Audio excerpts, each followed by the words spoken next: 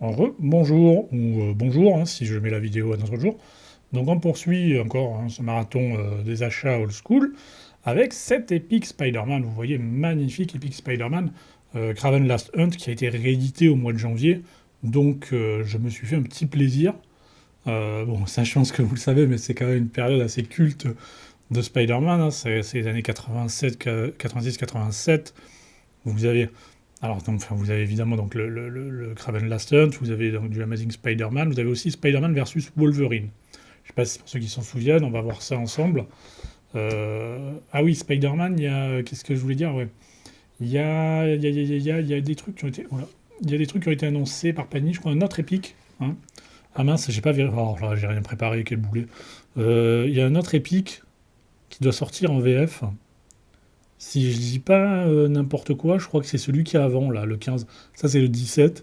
Je sais pas si c'est pas le 15 Ghost of the Past qui vont ressortir, qui vont sortir, je veux dire, Panini, là, dans les mois à venir. Euh, je vous en ferai une review, évidemment.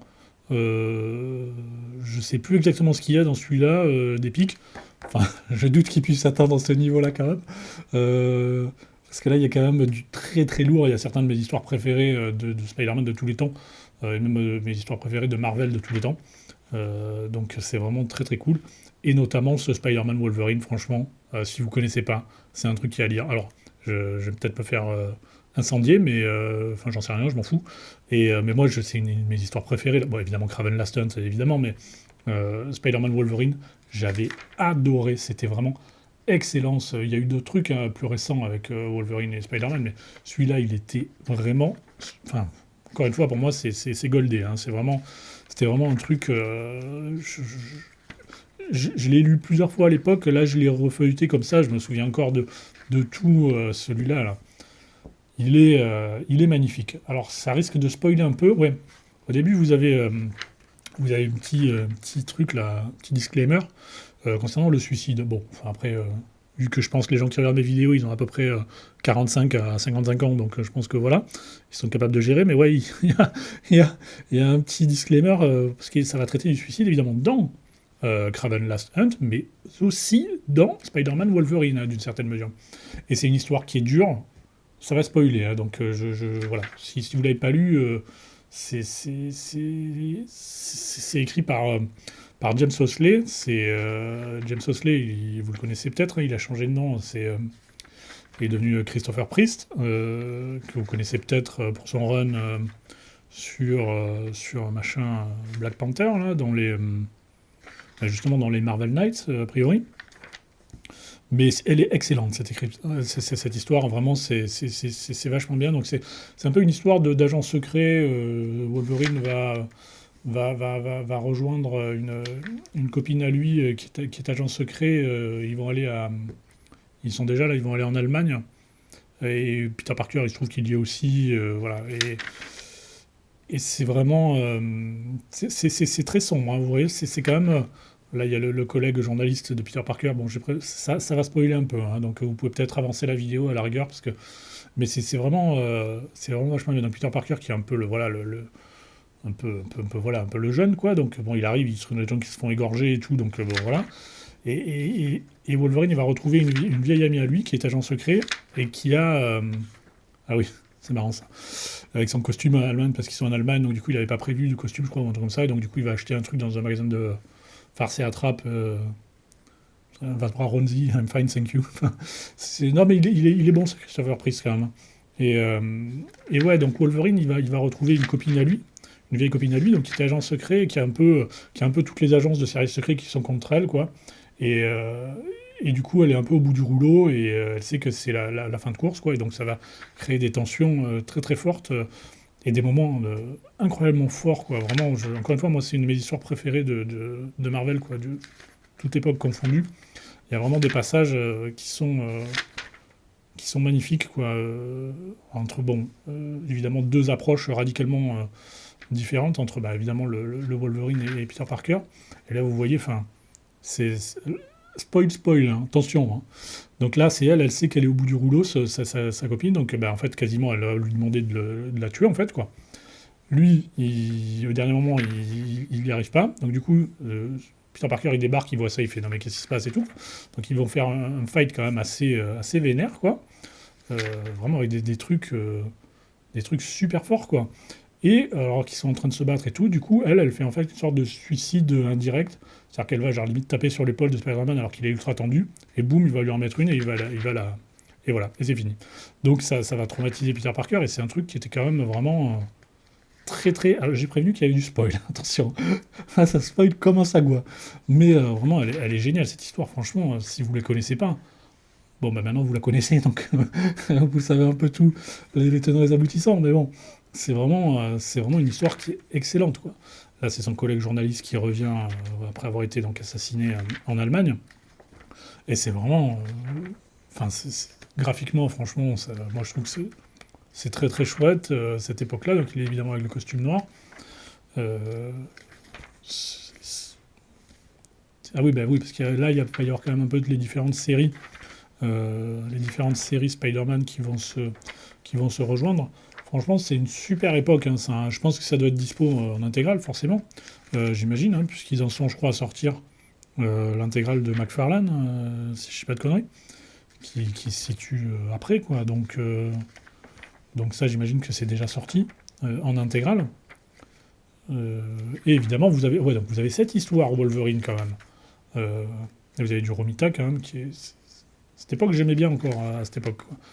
Euh, vous avez du Romita, vous avez évidemment cette histoire, évidemment, pardon, je parlais de Wolverine et de Spider-Man, mais vous avez quand même surtout le mariage aussi enfin, c'est pas tout de suite, mais le mariage entre Peter et Mary Jane. Et ça, quand même, ça, c'est des trucs pour faire plus iconique que ça. Enfin, c'est magnifique, ça, hein. Ça, c'est vraiment. Enfin, regardez, enfin, moi, j'adore, hein. Vraiment, c'est un épique c'est un incontournable, hein. Franchement, je sais pas pourquoi ils l'ont pas sorti. Et ils ont sorti celui qui a deux épiques avant, là, parce que celui-là, franchement, il envoie du lourd, hein. Il envoie du lourd.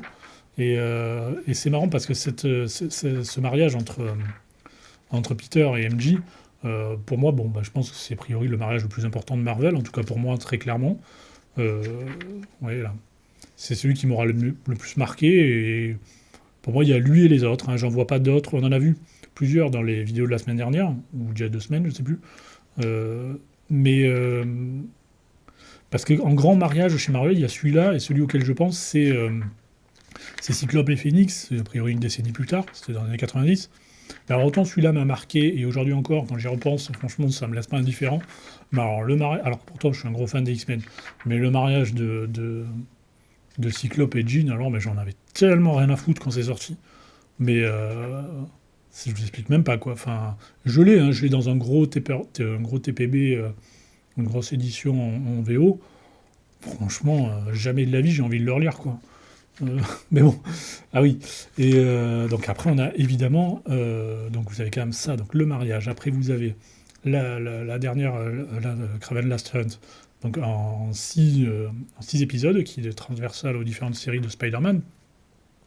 Donc ça, c'est un grand classique. C'est évidemment de Mathéis qui l'a écrit et Mike Zeck qui le dessine.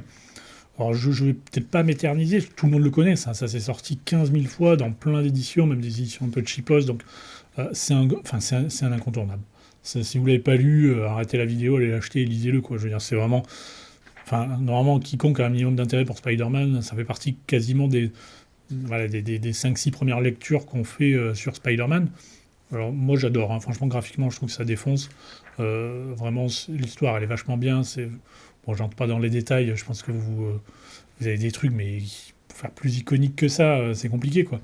Et donc, Mathéis, alors je sais pas si vous le savez, mais à l'origine, il devait faire le premier projet qu'il avait un peu... Oh putain, je trouve pas mes mots. Qu'il avait pitché, je vais y arriver, voilà.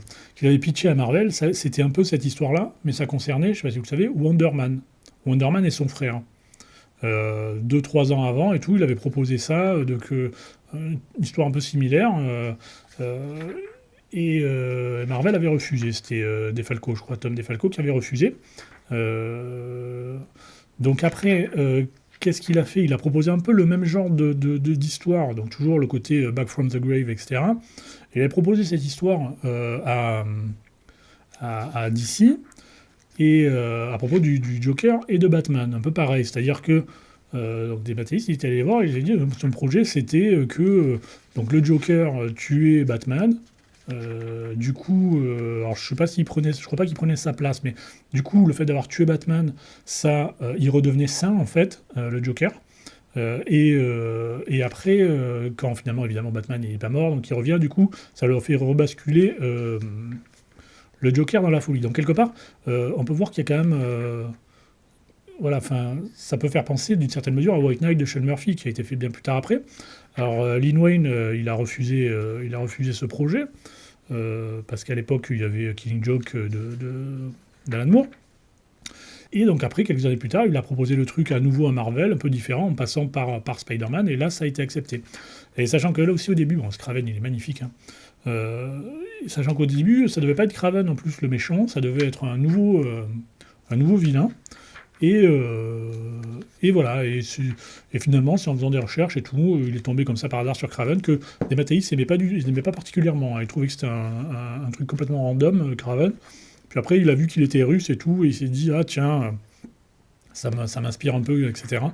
Donc du coup, il a changé, et c'est devenu donc la dernière chasse de Kraven. Mais bon, c'est marrant de voir qu'au départ, ça devait pas être Spider-Man, ça devait être Wonder Man, puis après Batman, et après, quand c'est arrivé à Spider-Man, ça devait pas être Kraven. Donc c'est quand même assez marrant, quoi. Mais ça, enfin, je reviens pas sur l'histoire, mais vous la connaissez tous, je pense, quoi. Donc c'est évidemment un gros classique, hein, c'est vraiment excellent. Voilà, voilà. Poum, poum. Et donc on arrive à la fin de l'épique avec donc Kraven Last Hunt. Et après on a du Marvel Age avec plein de bonus. Comme vous voyez, bon voilà le mariage évidemment de Peter et MJ. Ça c'est cool, un petit comics. Évidemment indispensable la robe, hein, ça je pense que on est tous passionnés par les robes de mariage. Et voilà, Face It Tiger, c'est incroyable ça. Et après, qu'est-ce qu'on a? On a encore d'autres trucs, on a... ah ouais. Mais c'est vrai que dans les épiques, il y a... oh, ça, ouais, c'est bon ça. Oh, c'est bon ça. Les trucs du mariage, du siècle, quoi. Avec les photos d'époque et tout, je sais pas si vous voyez. Je sais pas si vous voyez un peu les vieux costumes, quoi. Oh, le Captain America, le masque et tout. Là, à gauche, enfin, notre gauche, on sait pas, c'est quoi? C'est Iceman ou Silver Surfer, on sait pas. La tête de Hulk, la tête d'E.T. de Hulk et tout, quoi. Enfin, c'est magnifique cette époque, quoi. On a quand même fait des progrès depuis, hein. Et après, on a ça aussi. Alors ça, je sais pas si vous connaissez. Alors je vais peut-être vous les mettre toutes au cas où vous voudriez faire pause. C'était une autre version du mariage de Peter et MJ, par Stan Lee, a priori, si j'ai bien compris, qui était paru dans les newspapers, dans les journaux. Bon, je l'ai lu. C'est pas ouf, hein. Donc vous pourrez faire pause si vous voulez, hein, dans la vidéo. Je vais essayer de toutes vous les... Parce que ça, j'imagine que... Ils ont mis ça dans les intégrales. Enfin, dites-moi, hein, mais ça m'étonnerait, quoi. Jusque-là, les intégrales, c'était quand même la fête du... Enfin bon, c'était quand même... en termes de bonus, c'est plus-value zéro, quoi, hein. Voilà, donc ça, je l'ai lu. C'est pas oufissime, hein, clairement. Mais bon, ça a le mérite d'être là. Et après, vous avez ça je comprends pas. C'est joli, hein, mais les mecs, vous devriez faire des trucs plus petits encore, quoi. Un 9 par page, quoi. Enfin, bon, voilà, ça a le mérite d'y être, mais faut prendre une loupe, en fait. Et là, après, vous avez des trucs comme ça. Voilà, ça, c'est de Stan Lee, une introduction au hardcover Kraven Last Hunt. Là, vous avez l'introduction de Mathéis, vous avez beaucoup d'infos. Et puis voilà, on a fini sur cette épique numéro 17 consacrée au tisseur. Ouais, donc il y a, je disais, qu'il y a un épique sur, je vous en ferai la revue quand ça sortira chez Panini. Par contre, il y a aussi l'omnibus Stern, je crois, qui doit sortir, mais je ne sais pas si je le ferai, parce que, pardon, il fait genre 1300 pages, 1400 pages, et... Alors le problème, c'est qu'il est épuisé en VO, donc en VO, on le trouve généralement à 130, 140, donc ça m'emmerde de payer hors de question. Donc peut-être que je le prendrai chez Panini, mais j'ai vraiment pas envie. Ça sera vraiment un reculon complet, parce que pour la même raison pour laquelle je ne prends pas généralement les épiques en softcover, parce que le papier est trop épais. Voilà, pareil pour les omnibus. Avec un papier aussi épais, les omnibus à 1300 pages, franchement, c'est la galère. J'ai essayé avec Onslaught, Donc normalement 1300 pages, moi je préférerais de très loin le prendre en VO, même si c'est 20-30 balles plus cher, tant pis quoi. Donc je sais pas encore si je vous parlerai de l'omnibus Spider-Man Stern, mais voilà, enfin j'ai le temps de réfléchir d'ici là. Voilà. Allez à toutes.